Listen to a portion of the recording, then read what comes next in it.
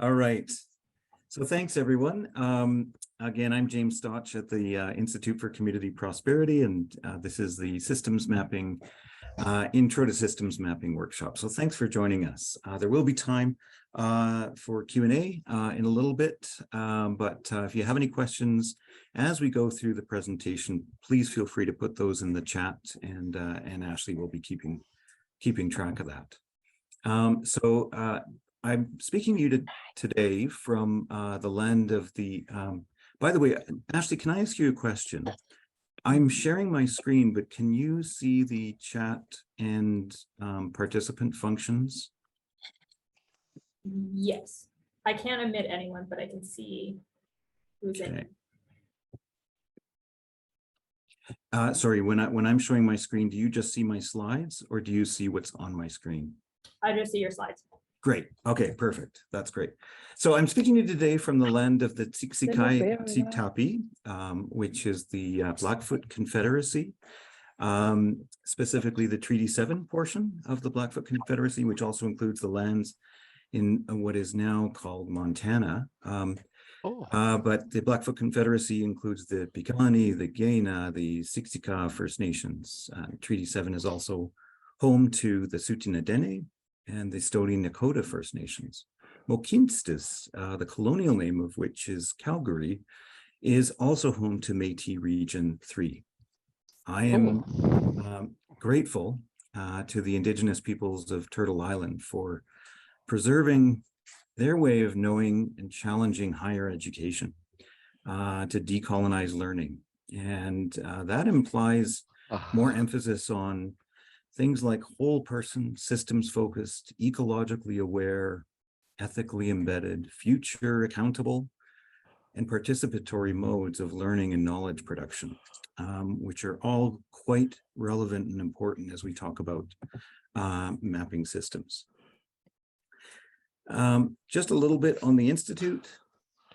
We're a place to surface and test new ideas and evidence-based approaches informed by systems thinking, pattern recognition, anticipating possible futures.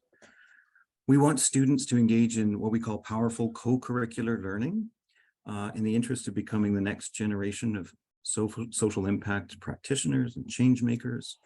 And we want to be a place to build 21st century skills as well. Just a little bit about Map the System.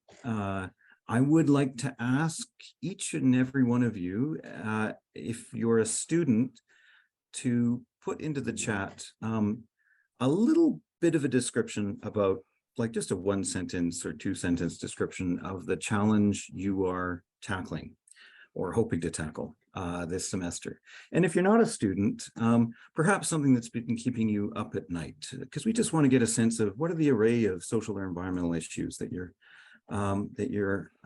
looking into. I want to make sure that you all know about the student guide to mapping a system. This is available on the Map the System. Starting a meeting for 1 hour. Yeah. I think somebody's not muted.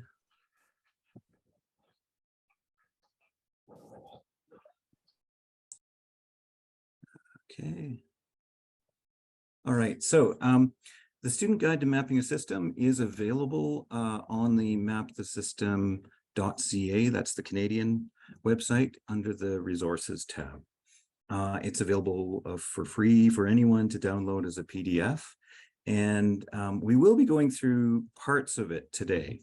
So as I talk through different sections of the scan, of the guide, we're going to be touching a little bit about, like, why are we even talking about systems? What are systems all about? We're going to be basically doing chapter 1 and chapters 4 through 9, a little bit about research, how you understand your challenge, a little bit about the basics of mapping, and some other dynamics like considering power and how you go about exploring your landscape of solutions. One of the, you'll notice early on in the guide, there is kind of a conceptual metaphor that we talk about. And this actually came from Daniela Pappy Thornton as an inspiration for designing the Map the System Challenge. She was the deputy director at the Skoll Centre at the University of Oxford at the time that Map the System was designed. And she really wanted to come up with a challenge, a student challenge that wasn't simply about acting on a solution and coming up with a solution. She wanted something that was really rooted in learning and research, but not so much so that it was like overly academic and like a poster presentation, those kinds of things. So what's in the middle between those two polarities? And so she used there's a Hindu symbol or metaphor called the Vajra. On the one side of that pole is this extreme of learning. And so if you do nothing but learn, it's essentially a selfish act. But on the other hand, if you do nothing but act, then you could well be acting out of ignorance, right? You're rushing to a solution that seems sexy and attractive, but you're not actually rooting it in research and analysis. So we're trying to bridge those two poles all the time.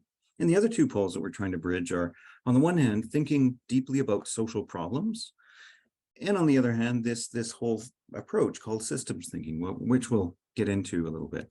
But what we're trying to create is a kind of continuous loop or cycle of learning and reflection between action and research.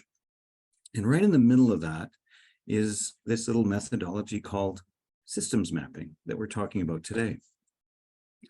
Well, why is it important? Well, this is a great quote from a sociologist who's a regular contributor to the New York Times, Zeynep Tufekci, and she said, you know, when the pandemic first hit, we did have time to prepare for this. We knew about it. We had people like Bill Gates talking about pandemics and so on.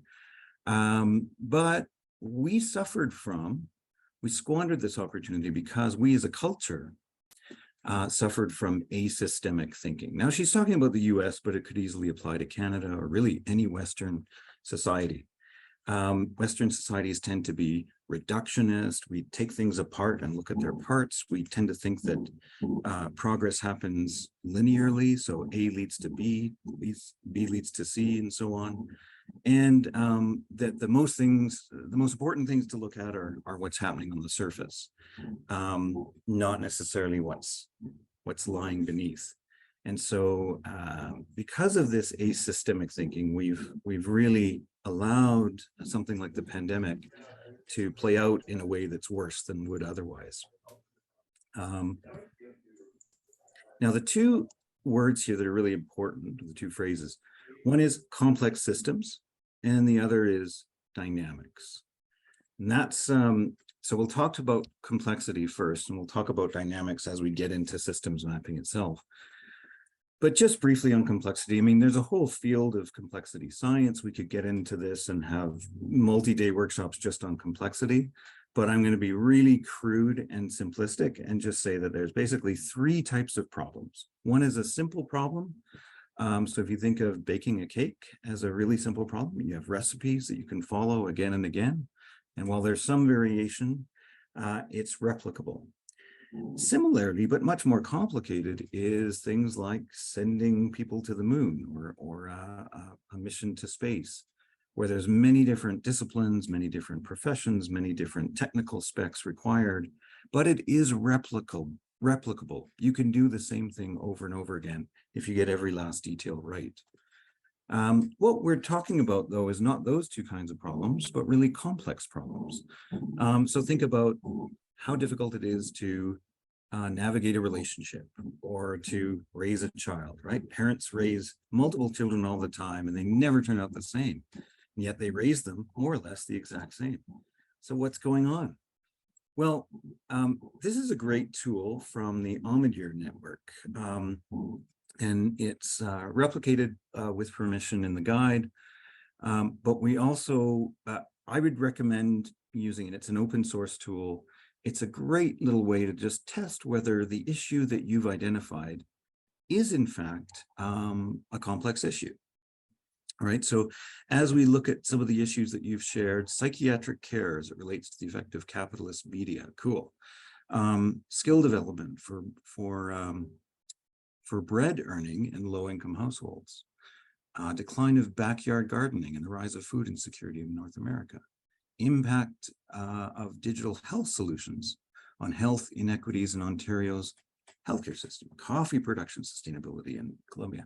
Amazing, amazing issues.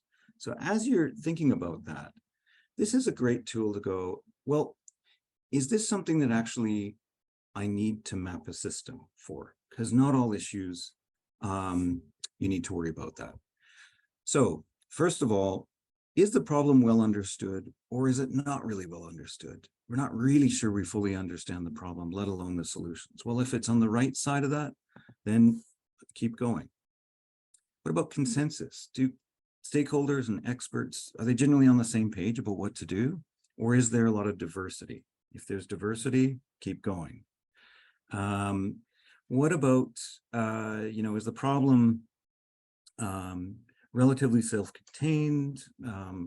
We understand its environment, it's predictable, it's stable, A leads to B to C, or are there complex dynamics at play where we really don't know the outcomes? It could be non-linear.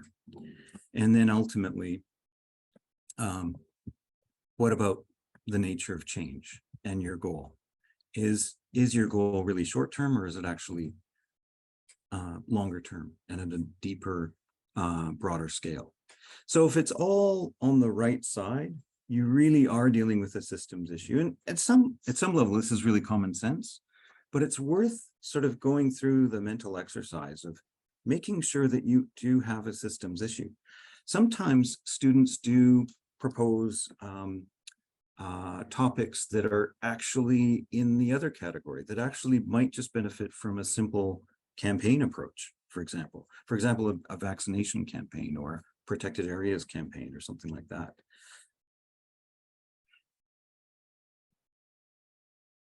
There are still people joining us.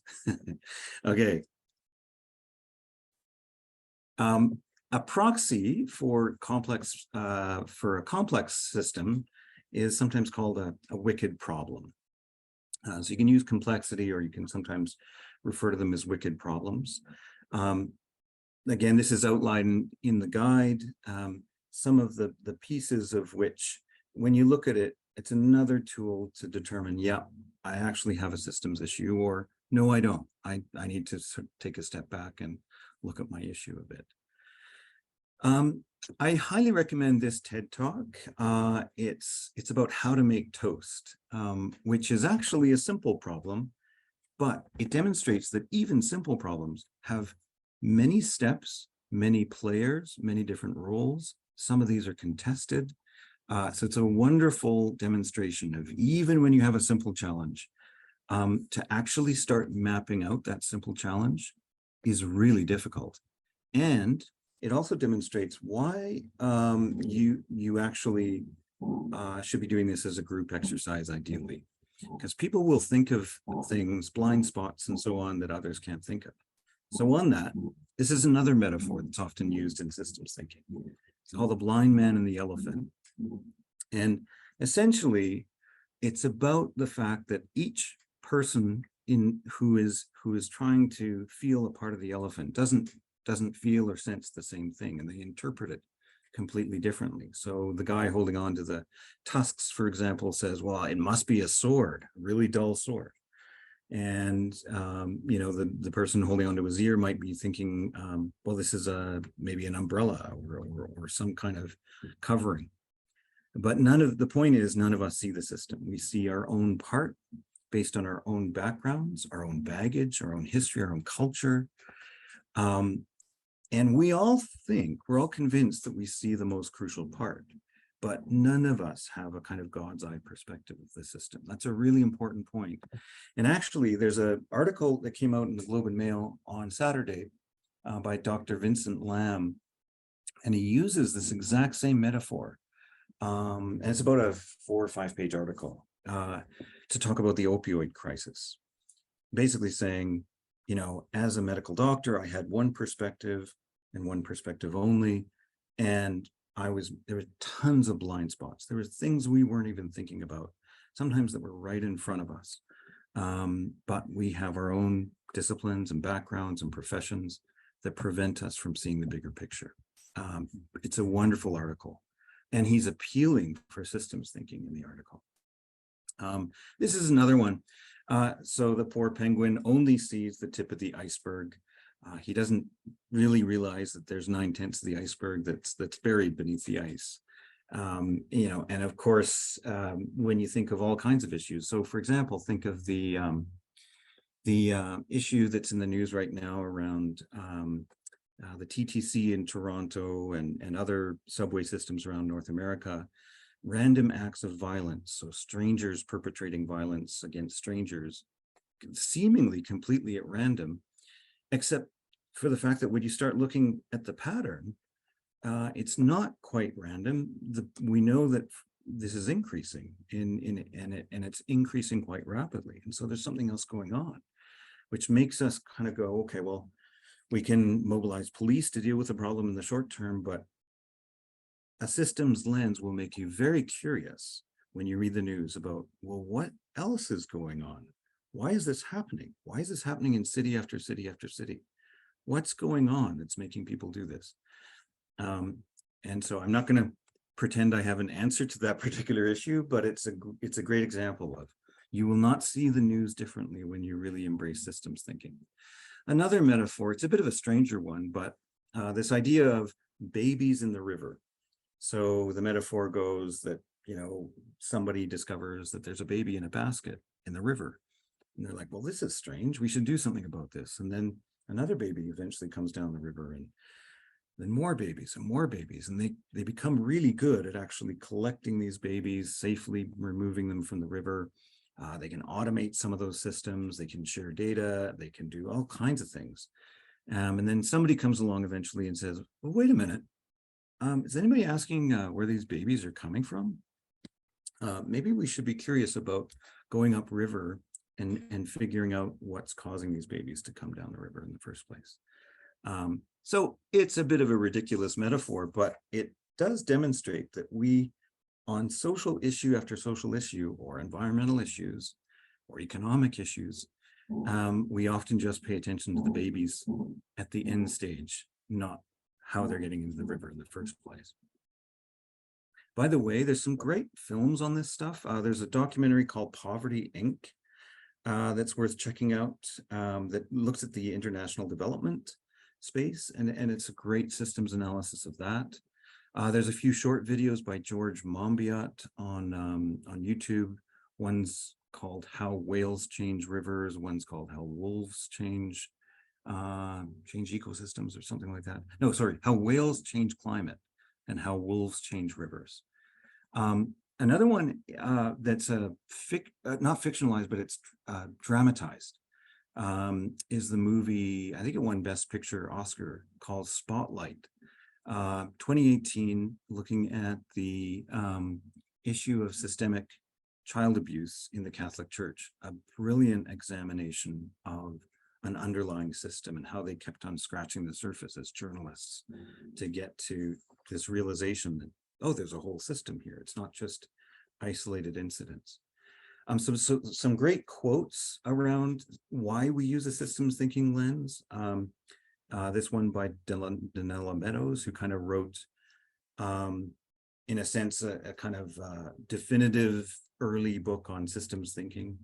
And then there's also John Kania, who used to be with a firm in Boston called FSG, but now runs his own consultancy.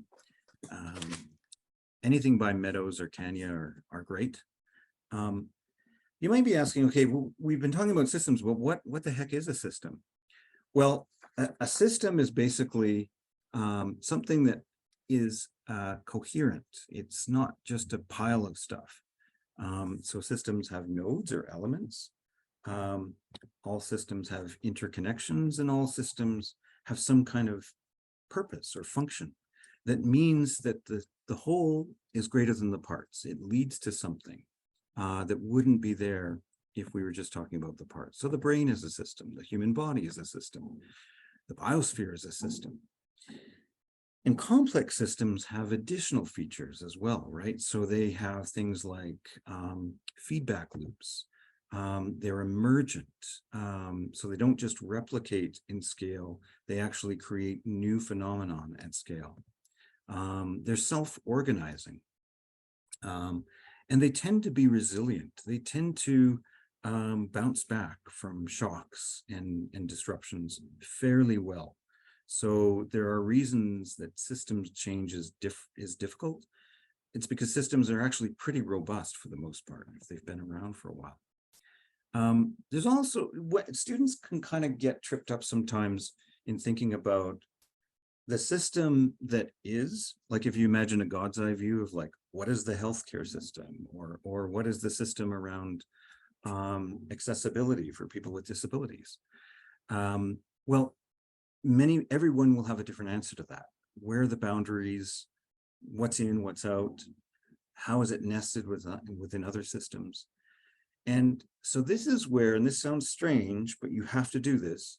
A system is a heuristic, meaning you have to use your common sense and your own intuition to kind of put a boundary on that that's manageable. So it really is up to you. It has to make sense to others, but it's up to you as to what kind of boundaries you place around the system that you're going to map. We had a chance to do a deep dive, and some of our ACCO friends and partners are on the call here today, looking at the issue of aging in Canada. And we did our own systems analysis, and as we were doing it, we were thinking, okay, well, if we're talking about aging, and aging is not a system, it's too big to be a system, it's just a concept. Well, same with mental health, same with active living and so on. But as you sort of narrow in, you notice that there's overlapping potential systems and systems that are nested within other systems. And eventually you get to something that might be worth analyzing with a systems lens, right? So this issue of caregiver burnout is a good one to analyze with a systems lens. Whereas these other ones are a little too big and fuzzy and hairy to really wrestle to the ground. So the more definition you can provide around it, the better, all else being equal. It's also true when you get to the solution stage of what you're looking at. What's here is basically a 30,000 foot in the air view of a bunch of different systems that we think are important to the solutions landscape of thinking about creating age-friendly environments in Canada. And each of these is rich with possibility, with many different organizations, with many different policies and so on. But it's just a way to kind of gradually zoom in before we get into the weeds and the detail. I recommend that you start researching even before you settle on exactly what your system is and how you describe it. This is just a kind of mosaic, if you like, of all of, and it's not even comprehensive, but these are just some of the fields in which we have seen map the system contributions and submissions. So some students, you know, they may be political science students and very comfortable talking about political science, but they've had to stretch themselves to think about history or social service provision, or maybe environmental policy. And, you know, business students are really good at understanding organizations, understanding entrepreneurship in some cases, understanding supply chains in other cases, and so on. But they may have to stretch themselves to think about, say, social justice, for example. And so the point here is, it's to help you realize that if you're an undergraduate student, in a way, you're actually really well positioned. So yes, PhD students and master's students are also involved in this competition, but they have really specialized knowledge. What you bring if you're an undergrad is a lot of brain plasticity, but also you're looking at many different disciplines and fields, and you're still open to a wider scope of knowledge. as you go up in your university career, tends to narrow down and specialize. So, here's an example. Rasheen Dillon, she was a fourth year undergrad student, 2018, one of 4 different students or student teams who have actually placed first in the global competition. She looked at the opioid crisis much in the same way that Dr. Lam was talking about in the piece in the Globe and Mail on the weekend, but she was doing this 5 years ago as an undergrad. And, some of her conclusions, she's drawing not just on nursing, but she's looking at, public policy around border security and criminology. And how does big pharma lobby governments and push painkillers on doctors? What about our whole cultural behavior system around pain management or pain suppression? All these things are really important for understanding the opioid crisis and more. So where do you begin? Well, I would recommend, you start with the problem that you want to change, right? What's the problem? Don't start with a solution. Then eventually you can start to kind of fuzzily map out the system you want to shift. You want to think about, well, who are the main players here? What role does government play? What kind of government? What level of government? Which government department? What is everyone's roles here? What are the roles of NGOs or social activists? Are there companies involved? And what are the rules in which they're playing? Meaning regulations, policies, maybe informal rules as well. And how do these parts all relate to each other? And then what emerges from this system the way it is? And finally, what's going to make it relatively easy for you to analyze? Maybe you just focus on a city or a part of a city or your province, or maybe the whole country.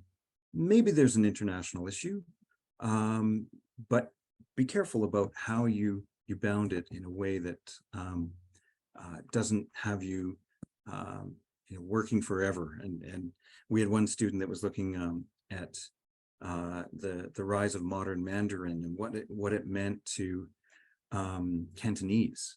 Is Cantonese a language that might actually be potentially endangered in, say, 20, 30 years?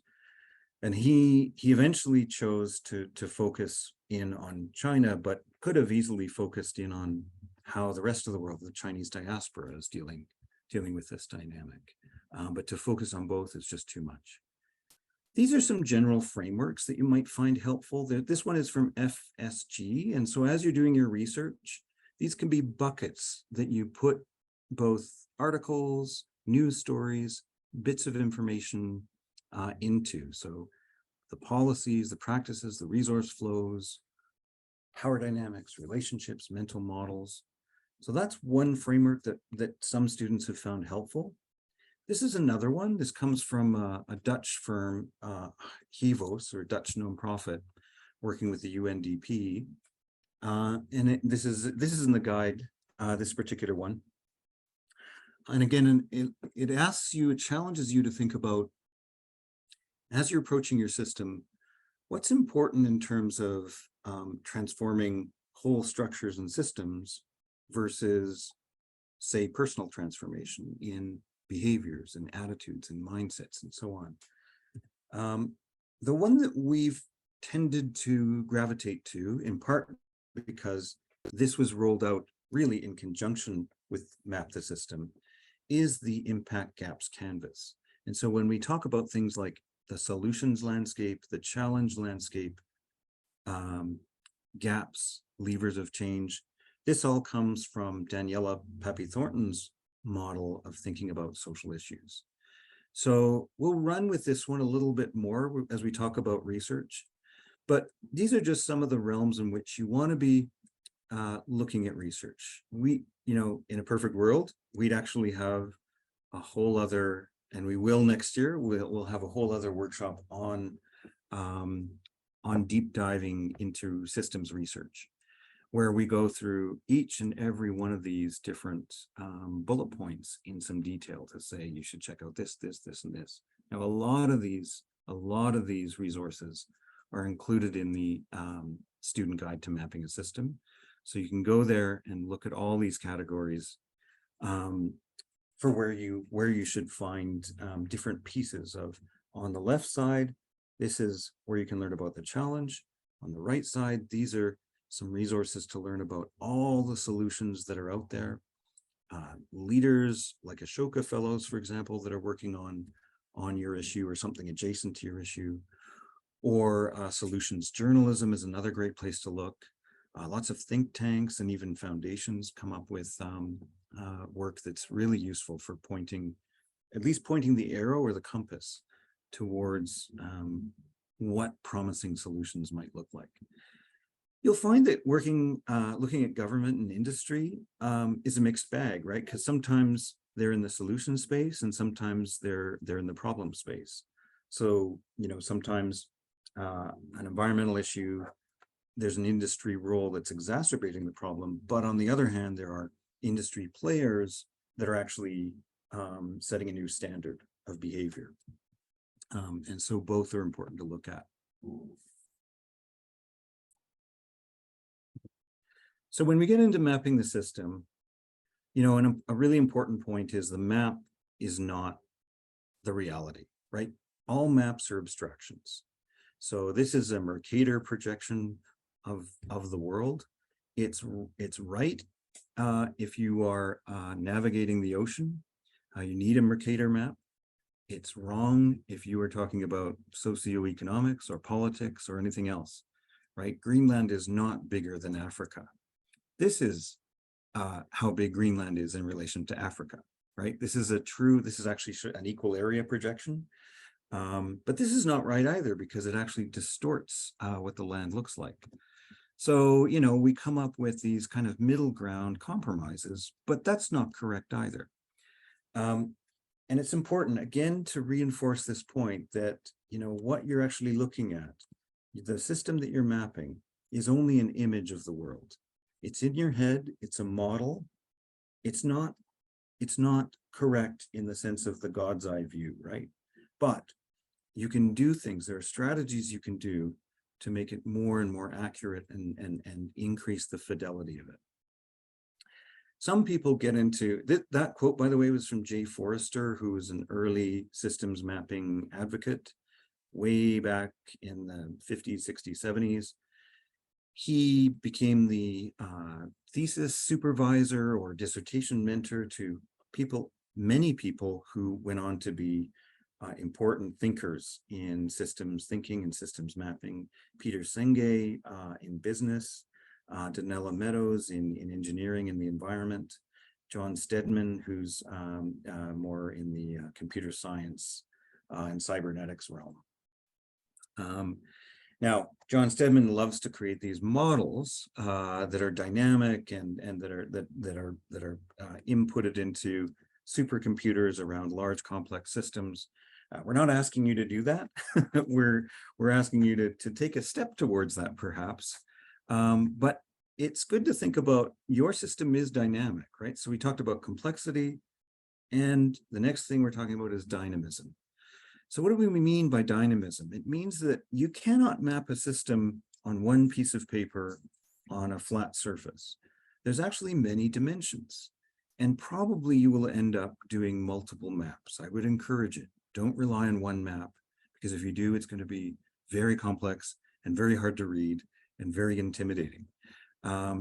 So you want to think about maybe a map around players, roles, rules, relationships, and there are maps that help with that. You want to think about time. Maybe there's a timeline that you include, or some kind of time dynamic map. We can talk about that. Maybe there's experience, things like journey maps. Depth, so using that iceberg metaphor, there's a lot of iceberg and depth mapping models out there. There's also influential dynamics, power dynamics, feedback loops, things like that you might want to incorporate. This is a map that I wouldn't want to see you do. Maybe you do this, but you don't present it, right? So this is a map like this. This is showing obesity in San Francisco and all of the dynamics and factors that play into it. I'm not saying don't do this kind of map, but in Map the System, you actually are dealing with a communications challenge as much as you are an understanding challenge, right? So Ryan Moore, who founded Kumu, and a lot of you will be playing with Kumu or even using Kumu maps in your final submission. It's, by the way, it's open source if you agree to share it with the world. Otherwise, you pay a small fee to have the proprietary version. But he says, you know, I've realized we're not actually modeling systems. We're really, what we're doing is we're telling stories about systems to other human beings. That's a better way of thinking about what Map the System is. So it's a stepwise journey to increase understanding. And again, you don't want to be too general, but you don't want to be too detailed. You want to be in that kind of middle ground of just right. I know we don't have a lot of time, so I'm gonna go through this way too quickly. And I want, with these slides will be shared, this presentation will be shared. And all of these tools are included in considerable depth in the guide. So what I would say is, this is basically just an overview of what's in the guide. I won't dwell on each of these tools, but I want you to think about all these dimensions when you're mapping. So I want you to think about players, roles, and rules. We have things called actor maps. That's generally the kind of spaghetti diagram that you see quite often. The 5 R's model we talk about in the guide, and this was produced by USAID. It's a great way to think about roles, rules, and relationships. Well, what about time? I would use a timeline map, or consider that. Like, how did you get to this point? Why did we, if you're, say, working on homelessness, well, why did we get to this point where we have this crisis? What are the historical markers that led to this? Surely it didn't just appear overnight. I include examples here of both a former student's journey of food security in an Indigenous context, Braden Azurtza, and one from our own scanning on aging, where we actually look at where seniors moved from in Canada to be the poorest in the Western world to among the most prosperous. And then again, they were moving towards the poorest again. So there's this whole journey, and it relates to public policy markers. It relates to government support programs, forms of universal basic income, and so on. Another time tool is called the adaptive cycle. This is not a linear time tool. It's actually a looping tool that's based on forest ecology. And it's really useful from anything from the organization or even personal level, all the way up to a systems level. There's various ways of mapping experience. Like, what's the lived experience of a system? How do people engage with, I don't know, the system around passports or refugees? What do they encounter? How are they supported or not supported, or bewildered or challenged? And so again, here I have an example from Braden talking about the difficult journey of trying to secure traditional food or healthy food in his home region. We have other user journeys around caregiving, professional caregivers. I'll burn through this really quickly. Informal caregivers, i.e. family members that are looking after the elderly or people with disabilities. And then depth. We've talked about the iceberg model. There's a tool called 5 Whys. That's an open source tool from something called the Liberating Structures toolkit. And it's a great way of digging into what's really underlying the surface event that's happening. This is an iceberg model looking at long-term care. Again, I'm just going to burn through it because I want to get to some questions. But I encourage you to go through these slides in some depth. There's this concept of cultural assumptions. It's sometimes called social facts if you're a sociologist or familiar with Emile Durkheim. These are when we think of mental models, but actually spread over an entire society, what's the shared mental models we have, right? Like, so it's easy to figure out if we're in a highly religious society, we all share a set of things that are taboo or things that we believe in, and we don't give a second thought to there might be other worldviews that are out there.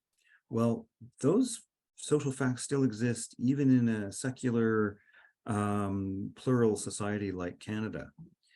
So one of those that we talk about in the aging scan is actually this deeply embedded industrial model of how we take care of people who are vulnerable or multiple barriered. We tend to be drawn to an institutionalization model. That is slowly changing, but that comes right out of Victorian England and the Industrial Revolution. It informs how we do prisons, how we do long-term care. It underlies the residential school system and so on. And then power and influence. There's some tools here that come out of business schools: force field analysis, stakeholder analysis, Power Cube, which comes out of the international development space.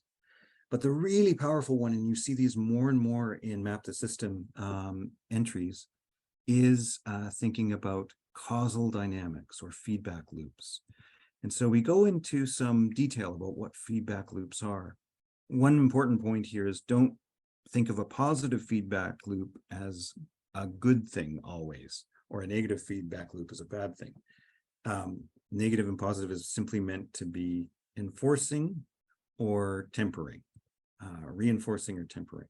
So we give examples of beneficial negative feedback loops and beneficial positive, as well as sub-beneficial or negative. The so-called vicious cycle is a positive feedback loop that results in poorer outcomes. So you think of, for example, we use air conditioners to cool ourselves down because climate change is warming the planet, but in using those air conditioners, we're making the problem worse. It's a very simple example, but you see it all the time in social issues emerge. Ryan Moore from Kumu has this amazing example on his website around thinking about abstinence programs and how abstinence actually perpetuates the need for legalized abortion. So states or jurisdictions that promote abstinence actually end up being the states and regions that require or that benefit the most from legalizing abortion, as one example. And so he takes you through step by step how this model is constructed using those dynamic loops. There are other systems tools in the guide. The most important one, I'll just focus on one, and that's leverage points. The concept of leverage points, right? If you have a lever long enough, you can move the world. We use leverage points to talk about points of intervention in how we might think about caregiving. How do we make caregiving more supported, and how do we change that system? Some are shallower, right? And some are quite deep. So that issue of random acts of violence in subway systems. By the way, this is an iceberg model paired with the leveraging concept done by a team that was looking at missing and murdered Indigenous women. So you start at the top in very shallow kinds of leverage points. So again, the random acts of violence on the subway systems would be, well, we need more cops, we need more security guards. You go down a little bit and it's like, well, okay, well, maybe we actually need more mental health supports. But that's still pretty shallow, right? Well, maybe we need better policies. And maybe we need people who have more stability in their lives and who have homes. Housing first principle might come into it, for example. And eventually we go deeper and deeper and deeper, and then you get into this more abstract space of what's really going on in our culture. What kind of civilization have we built that this is normal, that this happens? So systems mapping challenges you to go deeper and deeper and deeper. And if you can get to the bottom, those are powerful leverage points, but sometimes they're just so fundamental, they're unrealistic. You can't really do anything with them. But if you could, it would change everything. I will skip through these. It's important to ask good questions, to use listening skills, to talk to people to get a first person perspective. There are sometimes issues with your own university's rules around research ethics that you might have to go through. I know for us in Oxford and many others, a student challenge is exempted from research ethics unless you're dealing with vulnerable populations. But generally you can go out without ethics pre-clearance and talk to experts, so long as you do not publish this in an academic journal or in an academic conference, that it's understood it's just for the purposes of this student challenge. Yeah, I'm going to stop there. So Ashley, I'll ask for your help in curating any questions that have emerged. I think we've answered all of them in the chat as you've been chatting. Oh, good. I don't know if Great. there's any additional questions. If you have questions, you're welcome to turn on your mic and ask them or type them into the chat now. And I didn't mean to. Can I ask a question? I'm from University of Bedfordshire. I'm doing systems thinking and system dynamics. Sorry, can you hear me? Yeah, I can. Yes, great. My experience is that a lot of systems thinker, I'm not to say all of them, but many systems thinkers stops when they do the system mapping. They don't use any simulation to check the model. This seems to be more popular now than before. Is there any reason? Because without simulation, the model will not be 100% accurate in the long run. Yeah, no, that's a fantastic question. You know, that's people like John Stedman and I would say Donella Meadows and you know, folks like that and some of their devotees now who there's an attempt to reconstruct the so-called Wordle 2 model that led to the Limits to Growth report. But with many more updated, like they were doing that report even before climate change was even a widely acknowledged issue. So there's a group that's working to reboot that and to test that in a simulation. I actually think with advances in AI, and I know Odin Muhlenbein and his organization in Hamburg, Germany, they're looking at using AI to do some simulations and stress testing of different systems models, social systems models. Yes. So I actually think you're onto something. I think that's a new frontier that I mean, you know, we can create digital twins.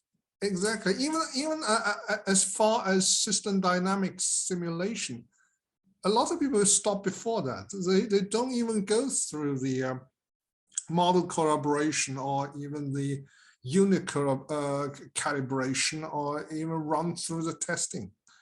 So it seems very strange, and that a lot of systems can just stop it. It's not just in UK. I've saw it in US as well as maybe in Canada, but as well as other European countries. You're right. I mean, because you basically at a fundamental level, you really stop with systems mapping. And you know, obviously for the purposes of this competition, it would be, you know, it's a big enough ask as it is to get to this point. But where we're getting to is really just a kind of elaborate hypothesis, very informed and with lots of insight. But you're right, it actually hasn't been tested. And yes, so exactly. So when you come up with hypothesis, you need to prove it, right? Whether it's right or wrong. So you need some hardcore evidence. So system dynamic is one. I'm not saying system dynamic is a solution, but I was always trained that you start with system mapping, and then you build system dynamics mix model, and then you simulate it, and you go back to the model to change it, to calibrate it more towards a real life behavior. yeah, so I mean, if it helps with this competition, and a shout out here to ATCO. No, I'm just randomly to tell about my experience. I mean, it's not something. No, yeah, I think it's something we should be cognizant of and keenly interested in. ATCO has provided $10,000 for each of the top teams in Canada, if they so choose, to continue to tug on some of those potential leverage points. And it's not as, it may or may not allow certain student teams to do that robust modeling that you're referring to, but it will allow them to test out aspects of the systems map that they've developed to say, okay, is our hunch on this? Can we actually like tug on this a little bit and make sense of it? And maybe it doesn't make sense or doesn't work, but so I think that's a really important component that's back on the table now. Yeah, that's why I asked in the chat channel, what about Stellar, iSync, VenSim, all of these? Yeah, I think that's the next frontier. That's map the system 2.0, I'll modeling be the system. quiet from now. Just no, I'm the minority here. No, good for putting that out there. That's great. Yeah, it's easy to lose sight of. How about other questions? And feel free to unmute yourself and ask.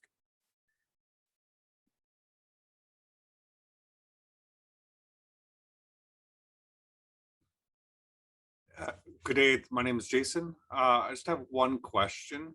I'm a doctoral researcher, and obviously there's the playing field is pretty well everybody in the forum. What is the depth of rigor required for your references? Is it like A journals? Are we willing to take from news sources, firsthand accounts, or just qualitative opinion? Yeah, I would say emphatically that if you only reference academic sources, you will not do well in this competition. These are contemporary issues around which often there's actually not a lot of scholarship. And the scholarship that does exist might be hit or miss. So very strongly encourage students to rely both on academic insight, which is really important, and where possible to try and find systemic reviews or meta-analyses. They don't always exist, but that's particularly helpful.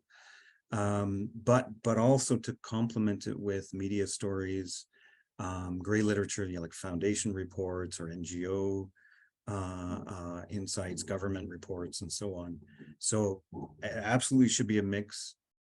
There's no, I mean, I don't know if we have particular guides on what's the minimum number of citations. Part of it's just a common sense thing. I don't know. Man, actually, you might have some suggestions or insights into this as well. But the most important point is please use a combination. Yeah, I would agree with that. You definitely want to get some of that lived experience in there as well, and talk to people that are really kind of in the system and living it every day. Because again, when we think about like looking at an elephant, if we only see parts of that system, we need to go out and talk to people that have maybe other parts of the system we're not seeing.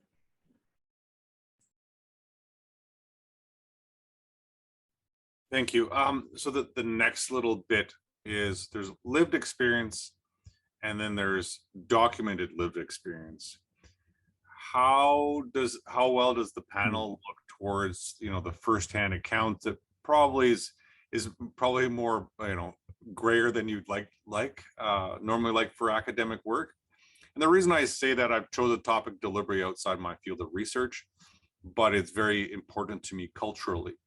And I find, as I've approaching 50, a lot of my 50-year-old friends are finding researches into like food security through different norms, and just the exploration of this experience has changed their point of view on the consumer society as a whole. So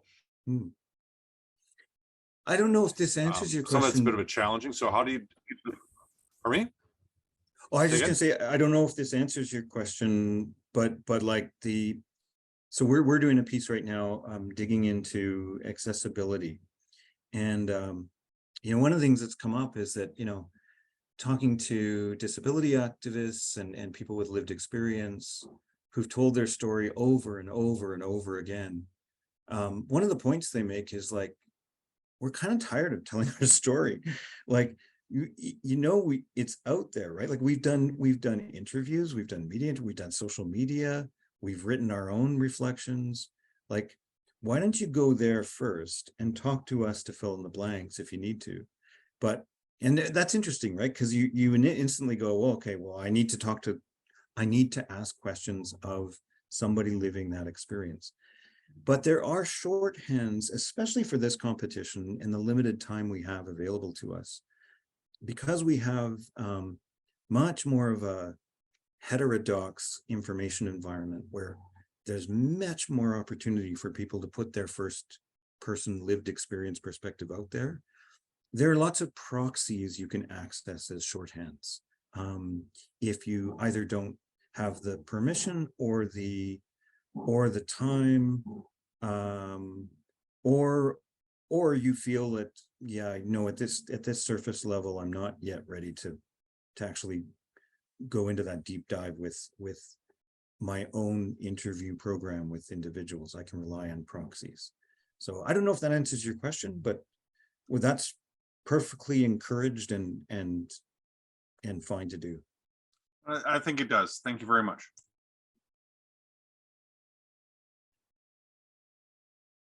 There's just a question in the chat, James.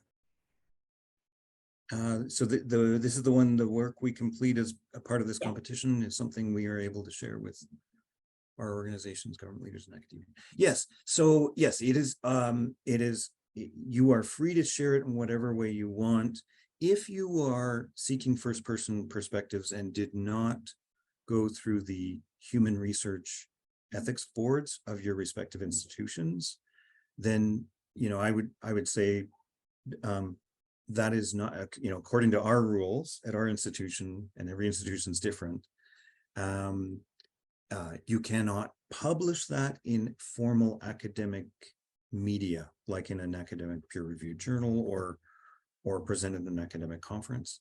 However, you are absolutely free to share that with people you've chatted with stakeholders, with others.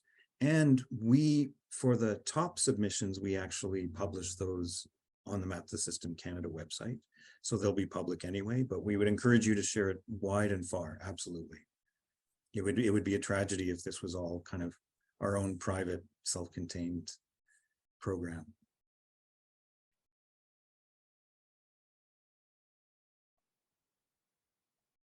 Maybe what time for one quick question, if anyone has one.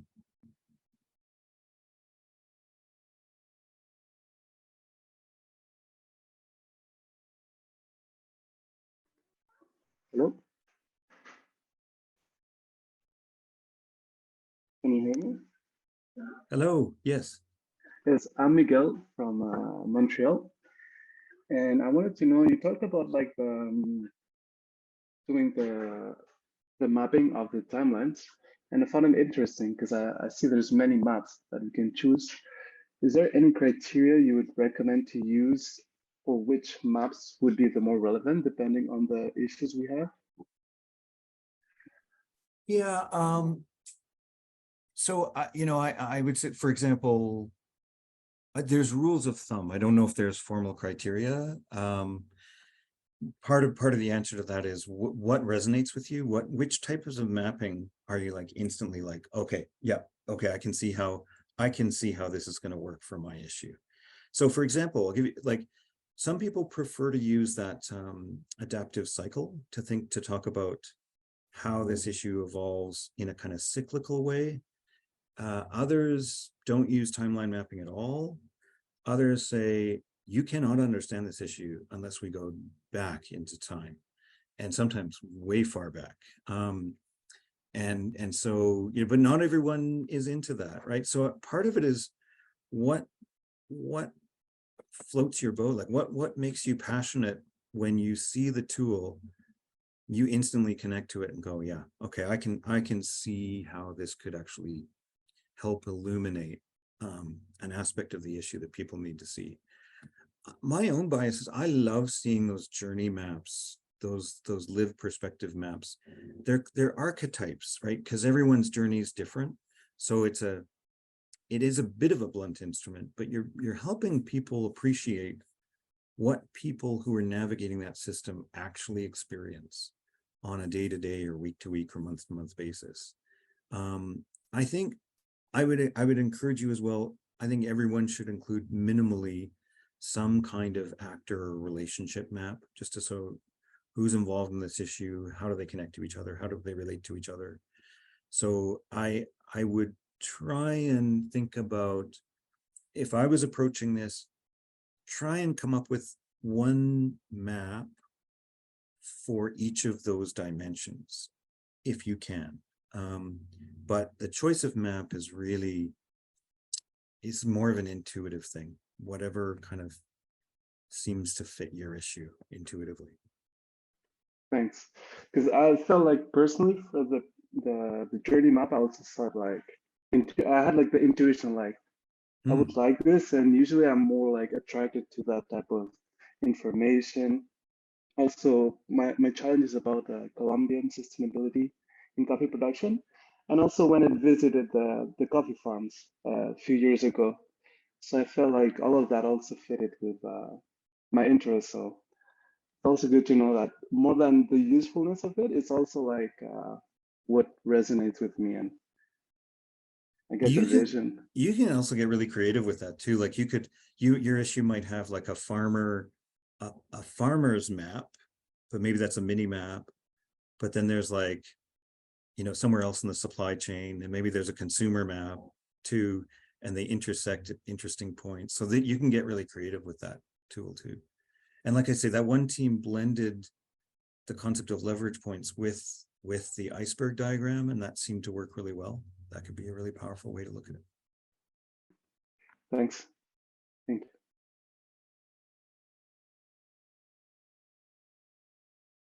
All right. Well, I know people have to go. We only have an hour scheduled. I'm happy to stay on for a few minutes if others did want to stay on and ask a few more questions, but I know that we promised this would be an hour, so feel free to sign off.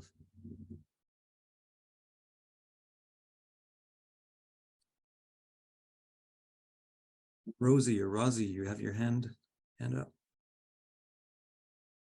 Hi, good afternoon. Thank you for your presentation. It's really helped. I have a question that, like, as you told, like lived experience. So as a researcher, could you someone integrate their lived experience, because there is no citation or reference that people have their lived experience and their journey. So if we use this lived experience and connect it to the systemic barrier, how it works in this mapping system?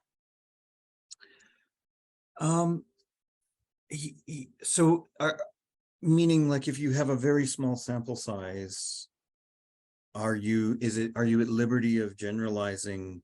Like, are you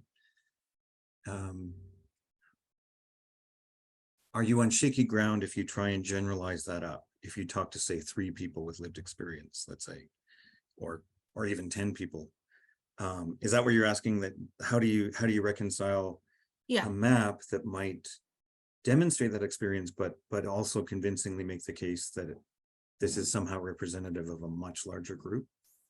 Yes, like 15 people, like if we incorporate 15 people lived experience and connecting to the systemic barriers, how does this, like, it's not a huge population, and we have like obviously the time limitation, we can like get all those in a bigger frame. Yeah, I mean, my experience with Map the System is the judges they're not gonna judge an entry harshly because your sample size is too small. They will value the fact that you've made an effort to enhance or complement the analytical information that's made its way into your analysis with sort of ground truthing that, even though it's not a representative sample. So as long as you have like some kind of disclaimer saying this is not a representative sample, it's simply meant to test or check the broader trends against the a small set of real life lived experiences. That's perfectly legitimate. There's a social enterprise consultancy that does work across Canada and abroad called In With Forward, and they talk about a concept called thick data. And they're like, it's kind of the inverse of big data. Big data is great if you can find it, but there's lots and lots of social issues that have no big data at all. Social issues where most of the players are small nonprofits, or the issue is so contemporary that there's just no quality data that you can grab. That's a very common problem in Canada. And so a different approach is to use this thick data approach, which is really like using ethnography or deeper forms of inquiry, where you understand at depth someone's experience with that system, or a handful of people's experience, and it gives you different insight than big data will, but it's not that it's not valuable. You just have to contextualize it as such and say, this is not representative of everyone's experience, but it's rich with insight. And that's perfectly legitimate and in fact encouraged. Thank you so much.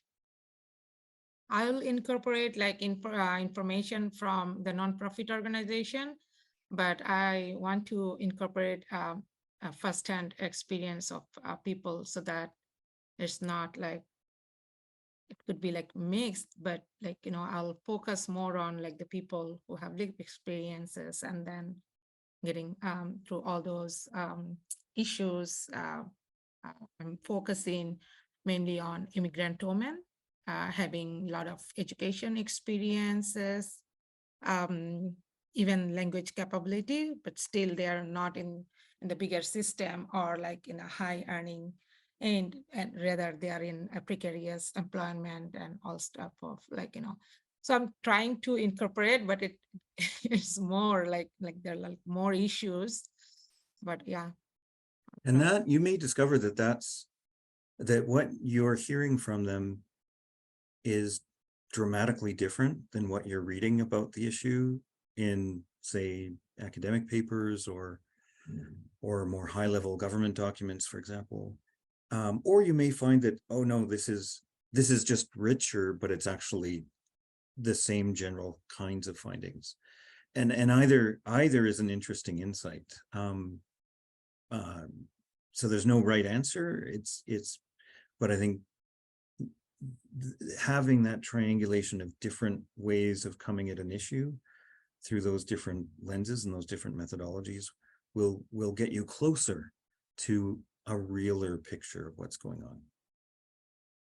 Thank you. Question in the chat: any way to connect with Canadian students participating? I'll let Ashley field that one. Yeah, sounds good.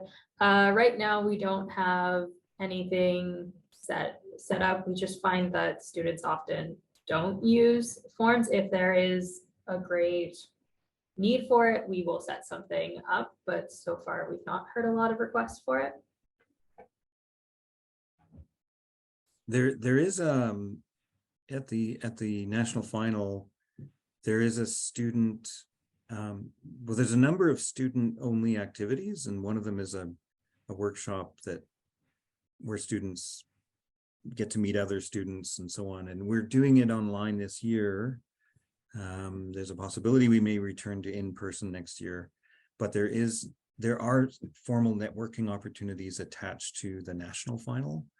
And then I would encourage each campus to create those opportunities on campus, like little mini workshops or drop-in sessions, ways that students can meet each other and maybe sometimes form teams. Like we've had lots of examples where like multiple students have registered for multiple issues, but then realized, you know what, I actually want to be working with this other team on their issue. That's perfectly fine at this stage. You can you can add team members, you can change your issue. So even though you've registered, it's not frozen. You can recombine. So I would encourage that.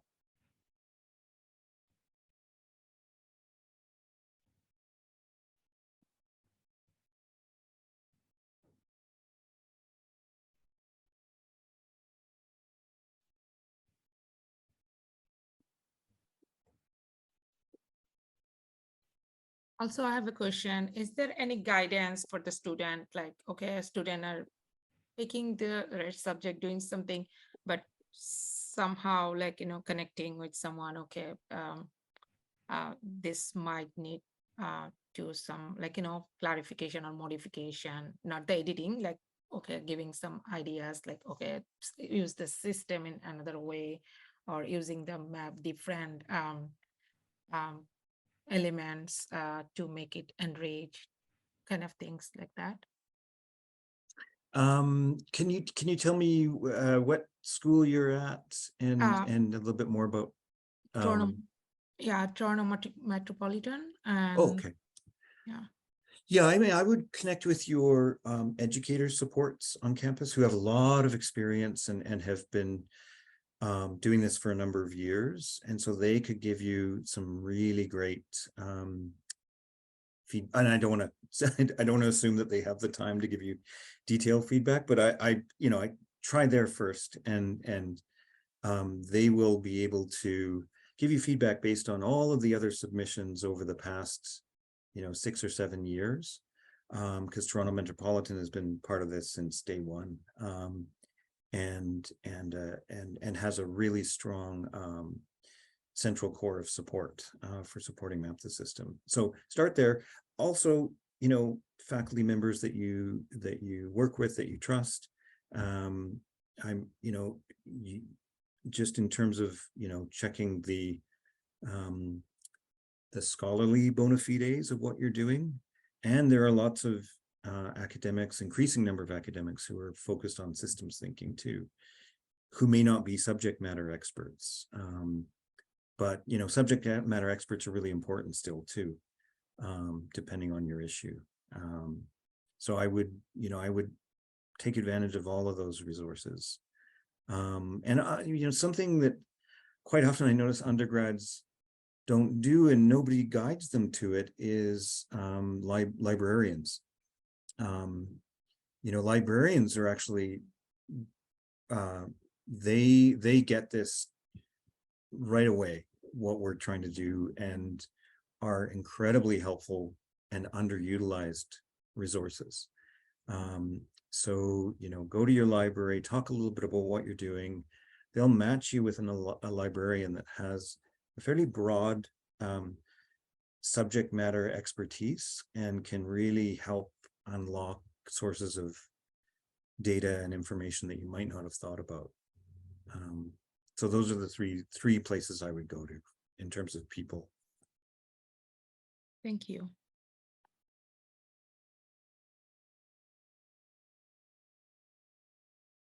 You all for joining, and thank the diehards for staying a few extra minutes. Feel free to reach out to me directly if you have any questions or wanted to ask anything about something that I know I skipped over large parts of the presentation, but happy to follow up with anyone who wishes. And we will be sharing this out, both in terms of the slides and the recording. Yeah, absolutely. And thank you, James, for presenting today. Thank you for your time.